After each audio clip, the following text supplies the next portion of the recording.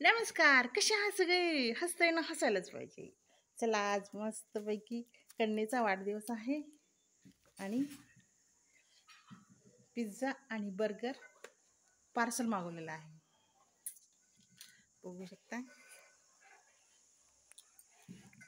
गरम गरमच आहेत, आतमध्ये आहेत. इकडे हे पण काकडी चिरायची आहे छानपैकी, आणि इकडे चाललेलं आहे खीर करायची चाललेली आहे.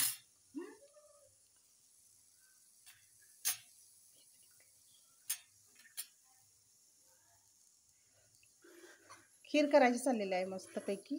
बघू शकता, झालंय सगळं. ह्याच्यात केलेला आहे फोडणीचा भात, आणि अजून जरा शिरा करायचा आहे. मस्तपैकी शिरा पण करायचा आहे. इकडं ठेवल्या शिराची पण तयारी करून वेलदोडे चिरायचे आहेत, सोलायचे आहेत, आणि इकडं गरम आहे सगळं, पक्कड इथं बसले. मस्तपैकी मसालेदार वांग केलेलं आहे, बघू शकता. वांग केलेलं आहे, आणि इकडे करायचे आहेत आता पुऱ्या, म्हणजे जेवताना करायच्या आहेत. असं चाललेलं आहे सगळी तयारी वाढदिवसाची मस्तपैकी. चला खोलूया. आहे